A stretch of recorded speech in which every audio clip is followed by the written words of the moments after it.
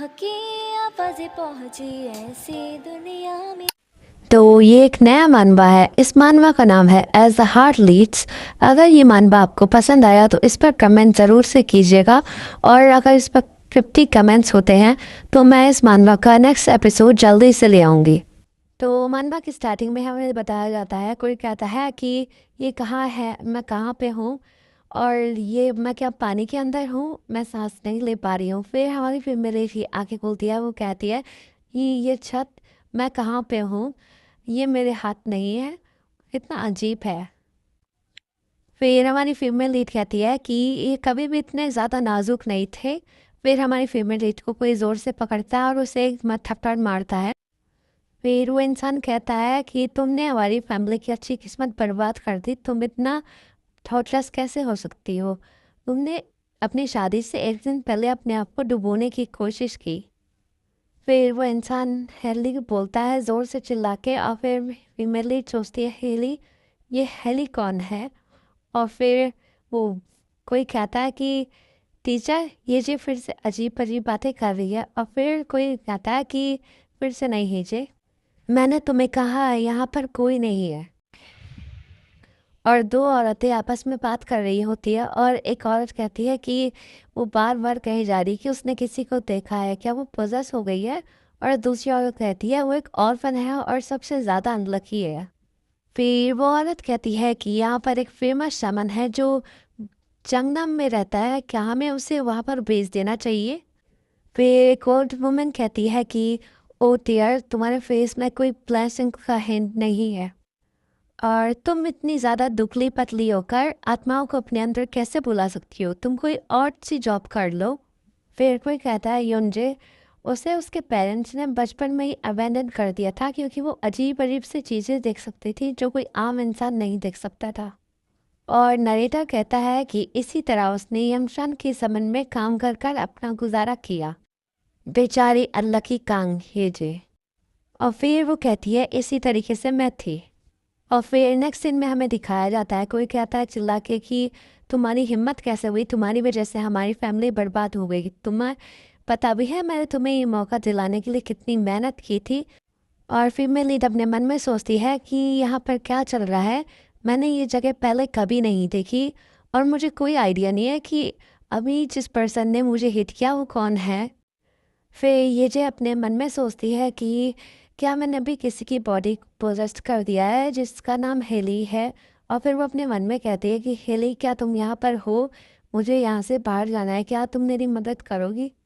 फिर हेजे अपने मन में सोचती है कि मैं हेली की प्रेजेंस इस बॉडी पर फील नहीं कर पा रही हूँ।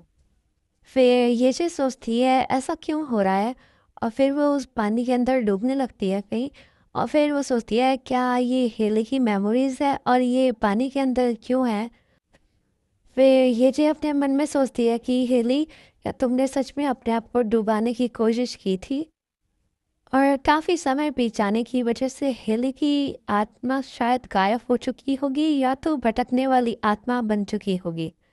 तो इसका मतलब है कि मैंने इस बॉडी को पोजेस्ट ही नहीं, मैंने एक ऐसे इंसान की बॉडी को ले लिया है जो मर चुका है। और फिर कोई कहता है हेली, और फिर वो इंसान चिल्लाते हुए कहता है कि क्या तुम मेरी बात सुन भी रही हो बेवकूफ़ बच्ची। और फिर हेजे अपने मन में सोचती है जो अभी मैंने मेमोरीज देखी तो इस हिसाब से ये हेली के फादर होंगे ड्यूक डंकन।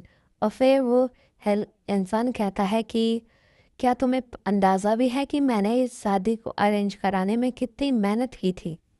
फिर वो पर्सन फिर से हेजे को मारने वाला होता है कि एक पीछे से कोई कहता है कि ये तो काफ़ी देखने लायक नज़ारा है ना। और फिर वो पर्सन फ्रीज हो जाता है, और फिर हेली को नीचे फेंक देता है। और फिर वो कहता है योर मैजेस्टी। और फिर वो दूसरा पर्सन कहता है कि क्या इसी तरीके से कि ड्यूक की फैमिली अपने बच्चों को डिसिप्लिन सिखाती है ना।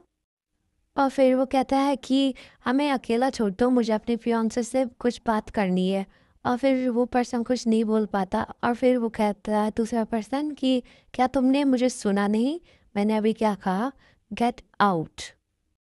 और हेली अपने मन में सोचती है कि ये पर्सन हेली की मेमोरी के हिसाब से हेली का फियांसे है एक किंग। लेकिन ये क्या है? और फिर हेली की बॉडी पूरी कांपने लगती है और वो ज़ोर ज़ोर से हाँफने लगती है। फिर वो कहती है कि मैंने इससे पहले कभी इतनी बदला लेने वाली स्पिरिट्स नहीं देखी थी। और फिर वो हेजे के सामने खड़ा होता है, या फिर कहें कि हेली के सामने खड़ा होता है। अब से हम इसे हेली कहेंगे। और फिर हेली अपने मन में सोचती है कि आखिर इसने इतना क्या किया है कि सारी स्पिरिट्स इसके पीछे पड़ी हुई है। और फिर वो पर्सन कहता है कि तुम इतना ज़्यादा काँप क्यों रही हो? फिर हेली अपने मन में कहती है कि मैं ऐसा कैसे ना करूं जब मुझे इतनी सारी बुरी आत्माएं दिखाई दे रही है। और फिर वो इंसान कहता है कांपना बंद करो हेली डंकन, ये सच है कि तुमने एक ऐसा अपराध किया है कि जिसकी सज़ा मौत है, पर मैं तुम्हें यहाँ मारने नहीं आया हूँ। फिर फीमेल लीड अपने मन में कहती है कि लेकिन ये हेली थी जिसने अपनी वेडिंग की एक दिन पहले सुसाइड अटेम्प्ट की थी और उसने बहुत बड़ा स्कैंडल क्रिएट किया था। आखिर वो ऐसा कैसा कह सकता है? फिर हेली कहती है अगर आप इस तरीके से कहेंगे इससे तो मैं और भी ज़्यादा कांपने लगूंगी। फिर हेली अपने मन में कहती है कि मुझे ऐसा नहीं कहना चाहिए था। और फिर हमारे मेल लीड को दिखाया जाता है जो इस बात को सुनकर हंसने लगता है और हमारी फैमिली सोचती है क्या वो हंस रहा है। फिर मेल लीड कहता है नर्वस मत हूँ, मैं बस यहाँ तुमसे बात करने के लिए आया हूँ। अभी मुझे लगता है कि मैंने इससे पहले तुमसे कभी इतनी ज़्यादा बातें नहीं की है। और फिर वो कहता है कि क्या तुम इस मैरिज से इतनी ज़्यादा हेट करती हो कि तुमने अपनी लाइफ ख़त्म करने की सोची? और फिर वो कहता है कि क्या ये सबसे पहले डिकन परिवार नहीं था जिसने मैरिज प्रपोजल दिया था?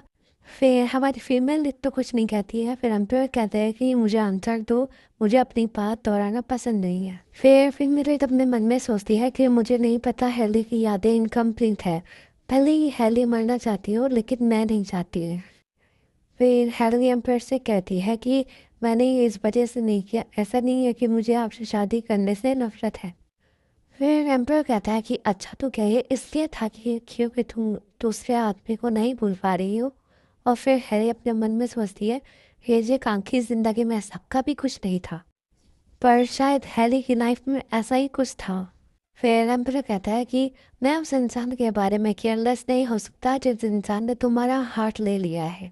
मैं तुम्हें तुम्हारी रोमांटिक जर्नी पे सपोर्ट कर तो सकता हूँ, लेकिन मैं इससे भी ज़्यादा अंदर की राजा नहीं कहलाना चाहता हूँ जितना लोग मुझे पहले से ही कहते हैं। और फिर मेरी दोस्ती अंदर की किंग।